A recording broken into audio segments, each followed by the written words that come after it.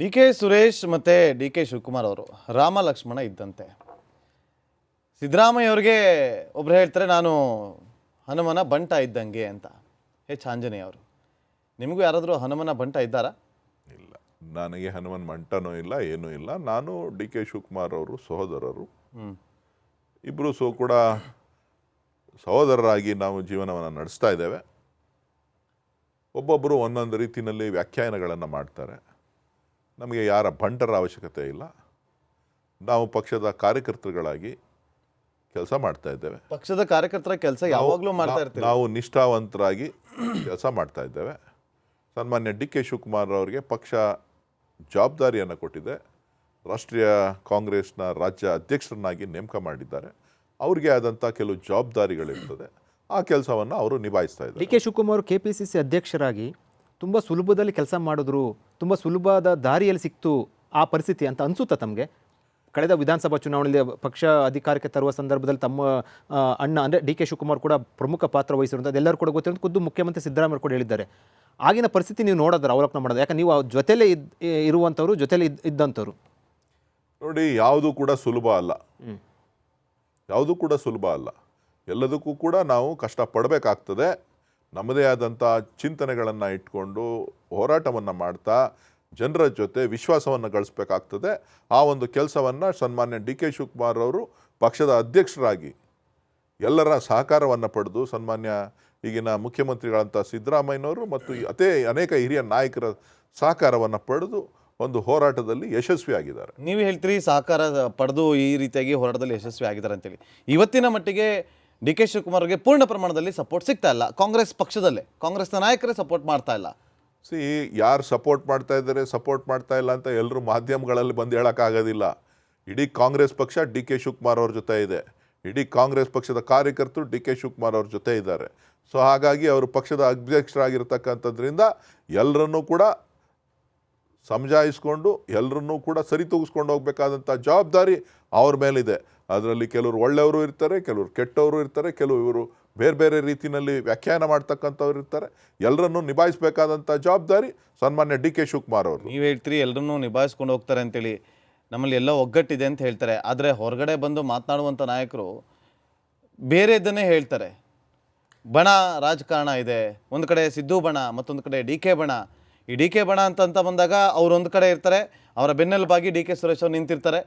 ಅದು ಮಾಧ್ಯಮಗಳ ಸೃಷ್ಟಿ ಅಲ್ಲ, ನಿಮ್ಮ ಕಾಂಗ್ರೆಸ್ನ ನಾಯಕರು ಕೊಟ್ಟಿರುವಂತ ಹೇಳಿಕೆಗಳು. ಬಣಗಳು ಯಾವುದೂ ಇಲ್ಲ, ಅಲ್ಲಿರೋದು ಕಾಂಗ್ರೆಸ್ ಬಣ ಒಂದೇ. ನೀವ್ ಹೇಳ್ತೀರಿ ಪಕ್ಷದಲ್ಲಿ ಇದೇ ಮಾತು ಹೇಳ್ತಾರೆ, ನಮ್ದು ಒಂದೇ ಬಣ ಅಂತ ಹೇಳಿ. ಪಕ್ಷಕ್ಕೆ ನಾಯಕ ಡಿ ಕೆ ಶಿವಕುಮಾರ್, ಸರ್ಕಾರಕ್ಕೆ ನಾಯಕ ಸನ್ಮಾನ್ಯ ಮುಖ್ಯಮಂತ್ರಿ ಸಿದ್ದರಾಮಯ್ಯ. ನಿಷ್ಠೆ ಪ್ರಾಮಾಣಿಕತೆಯಿಂದ ಹೋರಾಟ ಮಾಡಿದ್ರಿ ಅಂತ ನೀವು ಹೇಳಿದ್ರಿ. ಆ ನಿಷ್ಠೆ ಪ್ರಾಮಾಣಿಕತೆಗೆ ಪ್ರಾಮಾಣಿಕವಾಗಿ ಆನ್ಸರ್ ಮಾಡಿ. ಡಿ ಕೆ ಶಿವಕುಮಾರ್ ನಿಷ್ಠೆ ಪ್ರಾಮಾಣಿಕತೆಗೆ ಪಕ್ಷದಲ್ಲಿ ಬೆಲೆ ಸಿಕ್ಕಿದೆಯಾ? ಪ್ರಾಮಾಣಿಕವಾಗಿ ಆನ್ಸರ್ ಮಾಡಬೇಕು. ಸಿಗುತ್ತೆ ಅಂತಕ್ಕಂಥ ಭರವಸೆ ಇದೆ. ಈಗ ಸಿಕ್ಕಿದೆಯಾ? ಸಿಕ್ಕಿದೆಯಲ್ಲ. ನಿಮ್ಗೆ ತೃಪ್ತಿ ಇದೆಯಾ? ಈಗ ಸಿಕ್ಕಿರುವಂಥ ಬೆಲೆಗೆ ತಮಗೆ ತೃಪ್ತಿ ಇದೆ? ಡಿ ಕೆ ಸುರೇಶ್ಗೆ ತೃಪ್ತಿ ಇದೆ? ಮನುಷ್ಯನಿಗೆ ತೃಪ್ತಿ ಅಂತಕ್ಕಂಥದ್ದೇ ಇಲ್ಲ. ಓಕೆ, ಮನುಷ್ಯನಿಗೆ ತೃಪ್ತಿ ಅಂತಕ್ಕಂಥದ್ದಿಲ್ಲ. ಆದರೆ ನಾವು ಎಲ್ಲವನ್ನೂ ಕೂಡ ಮುಂದಿನ ಭವಿಷ್ಯದ ದೃಷ್ಟಿಯಿಂದ ನಾವೆಲ್ಲವನ್ನೂ ಕೂಡ ಸರಿಯಾಗಿ ತೆಗೆದುಕೊಂಡು ಹೋಗುವಂಥದ್ದು, ಸರಿತೂಗಿಸ್ಕೊಂಡು ಹೋಗಬೇಕಾದಂಥ ಜವಾಬ್ದಾರಿ ನಮ್ಮ ಮೇಲಿದೆ. ಒಂದಷ್ಟು ಬಹಿರಂಗವಾಗಿ ಹೇಳಕ್ಕೆ ಆಗದೇ ರೀತಿಯಲ್ಲಿ ಕೂಡ ಒಂದಷ್ಟು ವಿಷಕಂಠನ ರೀತಿಯಲ್ಲಿ ನುಂಗ್ಕೊಂಡು ಒಂದು ಡಿ ಕೆ ಶಿವಕುಮಾರ್ ಅಥವಾ ಡಿ ಕೆ ಬ್ರದರ್ಸ್ ಇದ್ದಾರಾ? ನಾನು ವಿಷಕಂಠನೂ ಅಲ್ಲ, ನಾನೊಬ್ಬ ಸ್ವಾಭಿಮಾನಿ, ನಾನೊಬ್ಬ ಕನ್ನಡಿಗ. ಸ್ವಾಭಿಮಾನಿ ಕನ್ನಡಿಗ ಅಂತ ಹೇಳ್ತೀರಾ? ನಿಮ್ಗೆ ಆಸೆ ಅಲ್ವಾ ಅಣ್ಣನ CM ಮಾಡಬೇಕು ಅಂತ? ನಾನು ಆಗಲೇ ಹೇಳಿದ್ದೀನಿ, ನನಗೆ ವೈಯಕ್ತಿಕವಾಗಿ ಆಸೆ ಇದೆ, ಅದು ಪಕ್ಷ ತೀರ್ಮಾನ ಮಾಡ್ತದೆ. ಕಾಂಗ್ರೆಸ್ ಪಕ್ಷ ಡಿ ಕೆ ಶಿವಕುಮಾರ್ನ CM ಮಾಡೋದಿಲ್ಲ. ಅದರಲ್ಲೂ ಸಿದ್ದರಾಮಯ್ಯ, ಮುಖ್ಯಮಂತ್ರಿ ಸಿದ್ದರಾಮಯ್ಯ ಅವರು ಡಿ ಕೆ ಶಿವಕುಮಾರ್ ಅವ್ರನ್ನ CM ಆಗಿ ಮಾಡೋದಿಲ್ಲ. ಅದು ಪಕ್ಷದ ಜವಾಬ್ದಾರಿ, ಶಾಸಕರ ಜವಾಬ್ದಾರಿ, ವರಿಷ್ಠರ ಜವಾಬ್ದಾರಿ. ಏನು ಜವಾಬ್ದಾರಿ? ಅವರು ಅದನ್ನು ತೀರ್ಮಾನ ಮಾಡ್ತಾರೆ. ಪಕ್ಷಕ್ಕೋಸ್ಕರ ಅಷ್ಟೊಂದೆಲ್ಲ ತ್ಯಾಗ ಮಾಡಿದ್ದಾರೆ. ಡಿ ಕೆ ಶಿವಕುಮಾರ್ ಅವ್ರಿಗೆ ಪಕ್ಷ ಒಂದು ತ್ಯಾಗ ಮಾಡಲ್ವಾ? ಅದು ಪಕ್ಷಕ್ಕೆ ಸಂಬಂಧಪಟ್ಟಂಥ ವಿಚಾರ ಹೊರತು ನನ್ನ ವೈಯಕ್ತಿಕ ವಿಚಾರ ಅಲ್ಲ. ನಿಮ್ಮ ಮಾತು ಕೇವಲ ಪಕ್ಷದ ಮೇಲೆ ಹಾಕ್ತಾ ಇರುವಂತಂದ್ರೆ, ಆ ಗೋಲ್ ಇದೆ, ಫುಟ್ಬಾಲ್ ಇದೆ, ತಗೊಂಡೋಗಿ ನಾವು ಗೋಲ್ಗೆ ಹಾಕೋದು, ಅದು ಹೈಕಮಾಂಡ್ ಅಂಗಳದಲ್ಲಿದೆ ಅಂತೇಳಿ ನೀವು ಅಲ್ಲಿಗೆ ತಲುಪಿಸುವಂತ ಕೆಲಸ ಮಾಡ್ತಿದ್ದೀರಿ. ನೇರವಾಗಿ ನಿಮ್ಮ ಮನದಾಳದ ಮಾತನ್ನು ಹೊರ ಹಾಕ್ತಾ ಇಲ್ಲ ಅಂತೇಳಿ ನನ್ನ ಮನದಾಳದ ಮಾತೇನೇನೆ. ಈಗ ನಾವು ಯಾರೊಬ್ರು ನಂಬಬೇಕು. ಇವತ್ತು ನಾವು ಕಾಣದ ದೇವರನ್ನ ಪ್ರತಿ ಹಂತದಲ್ಲೂ ಕೂಡ ಹೆಜ್ಜೆ ಹೆಜ್ಜೆಗೂ ಕೈ ಮುಗಿತಾ ಇರ್ತೇವೆ, ನಂಬಿಕೆ ಇಟ್ಟಿರ್ತೇವೆ.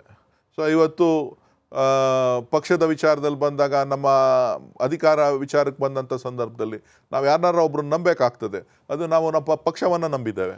ಇದೇ ನಂಬಿಕೆ ಇರುವಂಥದ್ದು. ಈಗ ನಂಬಿಕೆ ಬರಬೇಕಾಗಿರುವಂಥದ್ದು ಪಕ್ಷದ ಜೊತೆಗೆ ಬಹಳ ಪ್ರಮುಖವಾಗಿ ಸಿದ್ದರಾಮಯ್ಯ ಮೇಲೆ ನಂಬಿಕೆ ಬರಬೇಕು. ಹೌದು, 2.5 ವರ್ಷ ಆದ ನಂತರ ಅಧಿಕಾರಕ್ಕೆ ಬಿಟ್ಕೊಡ್ತಾರೆ ಅನ್ನೋಂಥದ್ದು ಇದೇನು ಕದ್ದು ಮುಚ್ಚಿ ಏನು ಟಾಕ್ ಆಗ್ತಾ ಇರುವಂತಲ್ಲ, ಬಹಿರಂಗವಾಗಿ ಟಾಕ್ ಆಗ್ತಾ ಇರುವಂಥದ್ದು. ಸಿದ್ದರಾಮಯ್ಯ ನೀವು ನಂಬ್ತೀರಾ? ನಂಬಿಕೆ ಬರುತ್ತಾ? ಅಲ್ಲ, ಈ ವಿಚಾರದ ಬಗ್ಗೆ ನನ್ನನ್ನು ಪ್ರಶ್ನೆ ಕೇಳೋದಕ್ಕಿಂತ ಮುಖ್ಯವಾಗಿ ಮಾನ್ಯ ಮುಖ್ಯಮಂತ್ರಿಗಳನ್ನ ಕೇಳಬೇಕು, ಇಲ್ಲ ಅಂತ ಅಂದ್ರೆ ಪಕ್ಷದ ವರಿಷ್ಠರನ್ನ ಕೇಳಬೇಕು. ಯಾಕೆ ನಿಮ್ಗೆ ಈ ಪ್ರಶ್ನೆ ಕೇಳಿದ್ವಿ ಅಂತಂದ್ರೆ, ನನಗೆ ಈ ವಿಚಾರ ಸಂಬಂಧಪಟ್ಟಿದ್ದಲ್ಲ.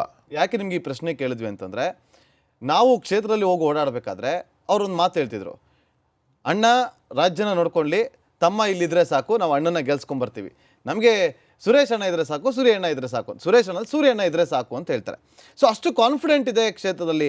ಆದರೆ ರಾಜ್ಯ ಅಂತ ಬಂದಾಗ ಆ ಕಾನ್ಫಿಡೆಂಟ್ ಕಾರ್ಯಕರ್ತರಲ್ಲೂ ಕೂಡ ಇವತ್ತು ಬರ್ತಾ ಇಲ್ಲ. ನೋಡಿ, ಒಂದೊಂದು ಭಾಗದಲ್ಲಿ ಒಂದೊಂದು ಅಭಿಪ್ರಾಯಗಳಿರ್ತದೆ. ಆದರೆ ಎಲ್ಲವೂ ಕೂಡ ಇರ್ತಕ್ಕಂಥ ಒಂದು ಸೀಟ್ಗೋಸ್ಕರ ಎಲ್ಲರೂ ಹೋರಾಟ ಮಾಡಲಿಕ್ಕಾಗೋದಿಲ್ಲ. ಈಗ ನಾವು 3 ಜನ ಇದ್ದೀವಿ. ಈಗ ನೀವಿಬ್ಬರು ಕೂತ್ಕೊಂಡು ನನ್ನನ್ನು ಪ್ರಶ್ನೆ ಮಾಡ್ತಾ ಇದ್ದೀರಿ. ನನಗಿರೋದು ಒಂದೇ ಸೀಟು. ಅಲ್ಲಿ ನಿಮಗೆ 2 ಅವಕಾಶ ಇದೆ. ಈ ಕಡೆನೂ ಕೇಳ್ಬೋದು, ಈ ಕಡೆನೂ ಕೇಳ್ಬೋದು. ಸೊ ಹಾಗಾಗಿ ಪ್ರಜಾಪ್ರಭುತ್ವ ವ್ಯವಸ್ಥೆಯಲ್ಲಿ ಎಲ್ರಿಗೂ ಕೂಡ ಮಾತನಾಡಲಿಕ್ಕೆ ಹಕ್ಕಿದೆ. ಆ ಸೀಟನ್ನು ಕೊಡ್ತಕ್ಕಂಥದ್ದು, ಸೀಟ್ ಸಿಗಬೇಕು ಅಂತಕ್ಕಂಥದ್ದು ವಿಧಿ ತೀರ್ಮಾನ ಮಾಡಬೇಕು, ಜೊತೆಗೆ ಪಕ್ಷ ತೀರ್ಮಾನ ಮಾಡಬೇಕು. ರಾಜ್ಯದ ಜನ 135 ಸ್ಥಾನಗಳನ್ನು ಕೊಟ್ಟು ಆಶೀರ್ವಾದ ಮಾಡಿದ್ದಾರೆ. ನಮ್ಮ ಗುರಿ ಅಭಿವೃದ್ಧಿ, ನಮ್ಮ ಗ್ಯಾರಂಟಿಗಳು, ನಾವು ಏನು ಮಾತು ಕೊಟ್ಟಿದ್ದೇವೆ ಕರ್ನಾಟಕದ ಕನ್ನಡಿಗರಿಗೆ, ಕರ್ನಾಟಕದ ರಾಜ್ಯದ ಜನರಿಗೆ, ಅದನ್ನು ಅನುಷ್ಠಾನ ಮಾಡ್ತಕ್ಕಂಥ ಒಂದು ಗುರಿಯನ್ನು ಇವತ್ತು ಸರ್ಕಾರದ ಮುಂದೆ. ಎಷ್ಟು ಜನ ಶಾಸಕರು ತಮ್ಮ ಬೆಂಬಲಕ್ಕಿದ್ದಾರೆ? ಡಿ ಕೆ ಶಿವಕುಮಾರ್ ಬೆಂಬಲಕ್ಕೆ 136 ಜನ. ಸಿದ್ದರಾಮಯ್ಯ ಕೂಡ 136 ಜನ ಇದ್ದಾರೆ ಅಂತ ಹೇಳ್ತಾರೆ. ಅವ್ರು ಕಾಂಗ್ರೆಸ್ನ ಮುಖ್ಯಮಂತ್ರಿಗಳು. ಇಲ್ಲ, ಹೋಟ್ಲಲ್ಲಿ 1 to 1 ಕರೆದ್ಬಿಟ್ಟು ಎಲ್ಲರ ಅಭಿಪ್ರಾಯ ತಗೊಂಡಾಗ ಇಲ್ಲ ಒಂದು ಕಡೆ ಡಿ ಕೆ ಶಿವಕುಮಾರ್ ಅವ್ರಿಗೆ ಸಾಕಷ್ಟು ಜನ ಶಾಸಕರು ಹಿಂದೇಟನ್ನು ಹಾಕಿದ್ರು. ಸಿದ್ದರಾಮಯ್ಯ ಅವರಿಗೆ ಬಹುಮತ ಸಿಕ್ಕಿತ್ತು ಅಂತೇಳಿ ಒಂದು ಇಂಟರ್ನಲ್ ಇನ್ಫಾರ್ಮೇಷನ್ ಇದೆ. ಒಪ್ಕೊಳ್ತೀರಾ? ಪ್ರಜಾಪ್ರಭುತ್ವದ ಒಂದು ವ್ಯವಸ್ಥೆಯಲ್ಲಿ ಅವರವರ ಅಭಿಪ್ರಾಯಗಳನ್ನು ಸಂಗ್ರಹಣೆ ಮಾಡಬೇಕಾಗಿರ್ತಕ್ಕಂಥದ್ದು ಅದು ಕಾಂಗ್ರೆಸ್ನಲ್ಲಿ ನಡೆದು ಬಂದಂಥ ದಾರಿ. ನಾವು ಡಿಕ್ಟೇಟರ್ಶಿಪ್ನಲ್ಲಿ ನಾವು ಮಾಡಲಿಕ್ಕೆ ಸಾಧ್ಯ ಇಲ್ಲ. ಎಲ್ಲರ ಭಾವನೆಗಳನ್ನು ಸ್ಪಂದಿಸಿ ನಾವು ಕೆಲಸ ಮಾಡಬೇಕಾಗ್ತದೆ. ಆ ಒಂದು ಕೆಲಸ ಪಕ್ಷದ ವರಿಷ್ಠರು ನಾಗೇಂದ್ರ ಬಾಬು ಹೇಳಿದ ರೀತಿಯಲ್ಲಿ, ಅಂದರೆ ಅವರ ಕ್ವಶನ್ಗೆ ಪೂರಕವಾಗಿ, ಅಂದರೆ ನಮಗೆ ಬಂದ ಮೂಲಗಳ ಮಾಹಿತಿ ಅಥವಾ ನಮಗೆ ಬಂದ ಮಾಹಿತಿ ಪ್ರಕಾರ ಸಿದ್ದರಾಮಯ್ಯ ಅವ್ರಿಗೆ ಅತಿ ಹೆಚ್ಚು ಶಾಸಕರ ಬೆಂಬಲ ಇತ್ತು, ಬಲ ಇತ್ತು. ಅದಕ್ಕೆ ಸಿದ್ದರಾಮಯ್ಯ ಅವರು ಮುಖ್ಯಮಂತ್ರಿ ಆದರು. ಡಿ ಕೆ ಶಿವಕುಮಾರ್ಗೆ 20-25 ಜನ ಮಾತ್ರ ಶಾಸಕರ ಬಲ ಇತ್ತು, ಅದಕ್ಕೆ CM ಆಗಲಿಲ್ಲ ಅಂತ. ನಿಜಾನ ಸುಳ್ಳ? ಅದ್ರ ಬಗ್ಗೆ ನನಗೆ ಮಾಹಿತಿ ಇಲ್ಲ. ಒಟ್ಟಾರೆ ಪಕ್ಷದ ವರಿಷ್ಠರು ತೀರ್ಮಾನ ಮಾಡಿದ್ರು. ಎಲ್ಲ ಶಾಸಕರು, ಶಾಸಕರ ಅಭಿಪ್ರಾಯ ಹೈಕಮಾಂಡ್ನ ತೀರ್ಮಾನ. ಹೈಕಮಾಂಡ್ನ ತೀರ್ಮಾನ ಪಕ್ಷಕ್ಕೆ ಹಿರಿಯರಾದಂಥ ಸಿದ್ದರಾಮಯ್ಯನವರಿಗೆ ಮತ್ತೊಮ್ಮೆ ಅವಕಾಶ ಕೊಡಬೇಕು ಅಂತ ಆ ಅವಕಾಶವನ್ನು ಮಾಡಿಕೊಟ್ಟಿದ್ದಾರೆ. ಮುಂದೆ ಮತ್ತೊಮ್ಮೆ ಈ ರೀತಿ ಪರಿಸ್ಥಿತಿ ಬಂದರೆ ಶಾಸಕರ ಅಭಿಪ್ರಾಯ ಸಂಗ್ರಹ ಮಾಡಬೇಕಾ, ಹೈಕಮಾಂಡ್ ನಿರ್ಧಾರಕ್ಕೆ ಬಿಡಬೇಕಾ? ಅದು ನನಗೆ ಗೊತ್ತಿಲ್ಲ. ಅದು ಶಾಸಕರಿಗೆ ಸಂಬಂಧಪಟ್ಟಿದ್ದು.